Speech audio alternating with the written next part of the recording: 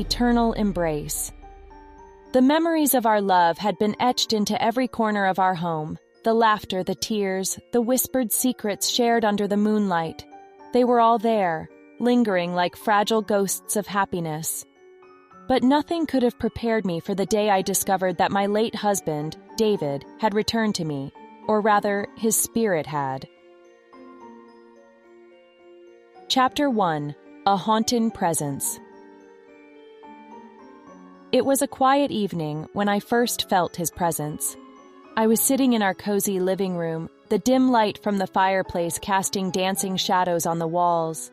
The soft strains of our favorite song played on the radio, and I couldn't help but close my eyes and remember the nights we had spent dancing in each other's arms.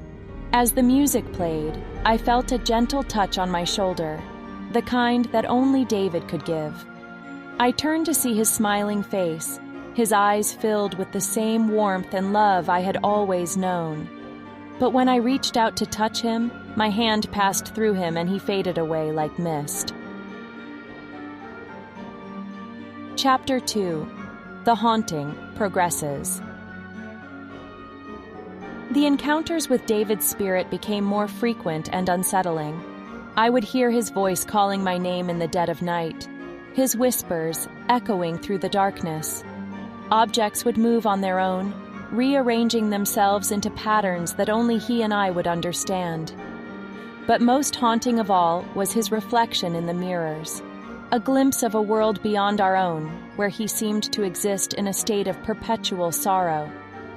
I knew I had to find answers, so I reached out to a medium named Sarah, who specialized in communicating with spirits.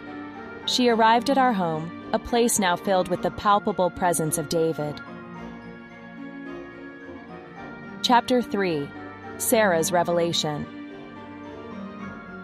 As Sarah conducted her séance, the room seemed to shift. Shadows danced and the temperature dropped. David's spirit materialized before us, and I could see the sadness in his eyes. Sarah began to communicate with him, asking him why he had returned. David's voice trembled as he revealed the truth. He had died in a car accident on his way home, unaware of the tragedy that had befallen him. His spirit had lingered, tethered to our home by the love he felt for me, unable to move on to the afterlife. Tears welled up in my eyes as I listened to him. I had always known our love was deep, but I never imagined it would transcend the boundaries of life and death. Chapter 4: The Price of Love.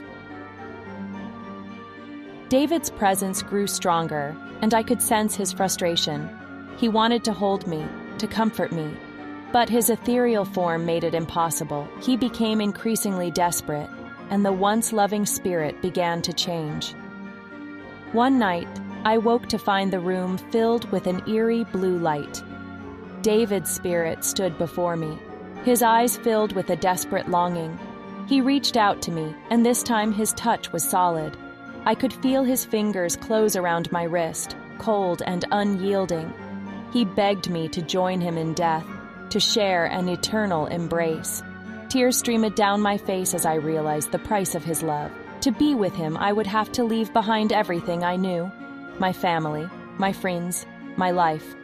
It was a choice I couldn't make, and I pulled away from his grasp. Chapter 5: The Haunting Intensifies. David's desperation grew, and he became more aggressive. He would slam doors, shatter glass, and fill the house with anguished cries. It was as if his inability to have me in death had turned him into a vengeful spirit, lashing out at the world around him. Sarah returned, but her attempts to help David move on were met with resistance. He was trapped in a cycle of despair, unable to accept that I could never join him in the afterlife. The house became a battleground between the living and the dead, a place where love had turned to torment.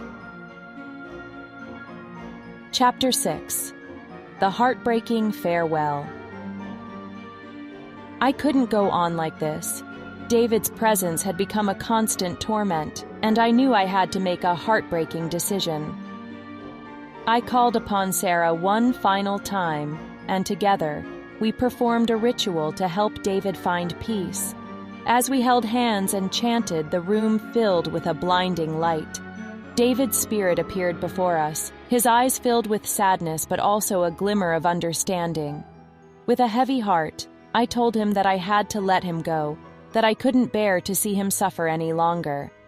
As we completed the ritual, David's form began to fade. He reached out to me one last time, his voice filled with love and forgiveness. With tears streaming down my face, I whispered my final goodbye, and he vanished into the light, leaving behind only the echoes of our love. Our Chapter 7, The Lonely Aftermath. The house was quiet once more, but it was a hollow silence. David was gone, and I was left with an emptiness that nothing could fill. I couldn't help but wonder if I had made the right choice, if I had been selfish in choosing to live when he had wanted me with him in death. I visited his grave often, sitting by his headstone and pouring out my heart to him. I hoped that somehow he could hear me, that our love could transcend even death. But as the years passed, I came to realize that love, no matter how deep, could not bridge the gap between the living and the dead. I had lost the man I loved, and in the end, the haunting presence of his spirit had left me with a haunting sadness that would never truly fade.